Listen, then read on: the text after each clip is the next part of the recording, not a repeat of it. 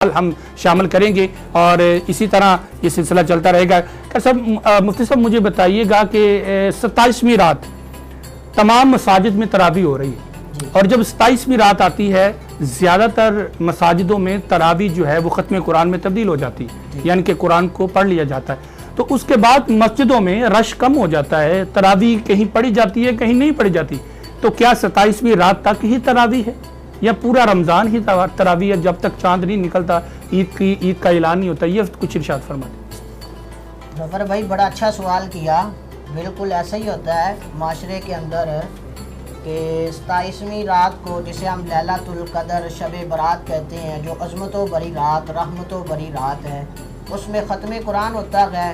तो बाद मसाजिद के अंदर ये समझा जाता है कि अब ये ख़त्म कुरान हो गया तो अब तरावी का सिलसिला भी ख़त्म हो गया। हालांकि ऐसा नहीं है। कुरान करीम ख़त्म कुरान शब कदर को लैलतुल क़द्र को करने का मकसद ये था कि ये रात रहमतों भरी रात रहमतों भरी रात है और इस रात को कुरान से एक खास ताल्लुक है, एक खास निस्बत है। अल्लाह कुरान में फरमाता है इन्ना अंज़लनाहु फी लैलतिल क़द्र, कुरान को हमने शब कदर में नाजिल किया। अब कुरान को इसके साथ निस्बत है और ये रहमतों भरी रात है कि इस रात अल्लाह के फरिश्ते जमीन पे उतर आते हैं और जगह पाँव रखने को भी नहीं होती और जिब्रील भी नाजिल होते हैं फरिश्तों के सरदार और हर मोमिन इबादत करने वाले के लिए सलामती की दुआ सुभान अल्लाह सुभान अल्लाह सुभान अल्लाह तक ये रहती हैं। तो ये रात अज़मतों भरी रात है, कुरान का इसके साथ ताल्लुक है। अब कुरान इस रात खत्म करने का मकसद ये होता है कि ये इस अजीम रात के अंदर ख़त्म हो जाए, लेकिन इसका ताल्लुक ये नहीं है, इसका मतलब ये नहीं है कि हम समझे तरावी ख़त्म हो गई। तरावी तो इसका ताल्लुक तो रमज़ान से है ना। क्या शब कदर पर 27वीं पे रमज़ान ख़त्म हो गया?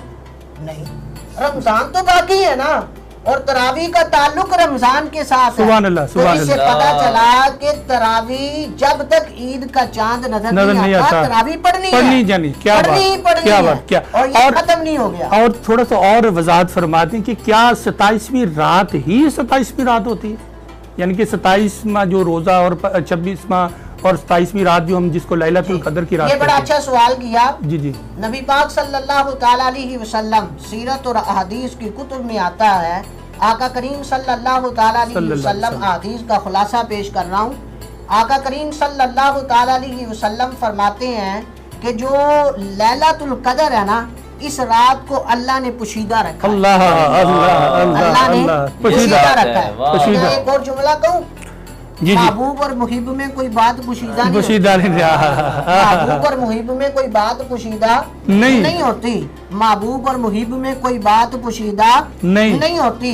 इल्मे गैबे रसूल के मुनकिर इस हकीकत को क्या जाने, इल्मे गैबे रसूल के मुनकिर इस हकीकत को भूल जाते हैं।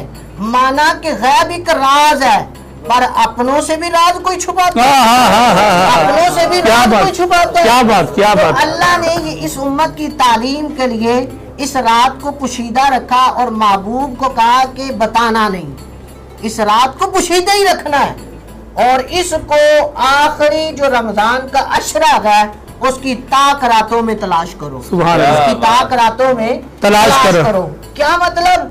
इसलिए कि लोग इबादत में दिल लगाएं, लोग मस्जिदों में आके इबादत करें और जितनी इबादत करेंगे उतना अल्लाह का कुर्ब मिलता जाएगा, उतना अल्लाह का कुर्ब मिलता जाएगा। और जब ताक रातों में इबादत करेंगे तो इन्हीं ताक रातों में एक रात लैलतुल क़द्र की, क्या बात है, क्या बात है। ताक रातों में एक रात लैलतुल क़द्र की होगी। और यहाँ एक और बात कहूँ, सूफिया फरमाते हैं कि जो लैलतुल क़द्र है वो 27वीं ही रात है। सुभान अल्लाह सुभान अल्लाह। लैलतुल क़द्र 27वीं ही रात है। बाद सूफिया ने तो यहाँ तक लिखा है, कहा अल्लाह अपने बंदे के गुमान के मुताबिक ही अमल करता है। अब लोगों ने समझा कि ये है 27वीं रात तो अल्लाह उसी को ही लैलतुल क़द्र बना दे। सुभान अल्लाह सुभान अल्लाह। बड़े ही खूबसूरत अंदाज के अंदर ये नाज़रीन बड़ा अच्छा ये सवाल जो मैंने किया, आपने जो सवाल हमें दिया हमने इसका जवाब मालूम किया।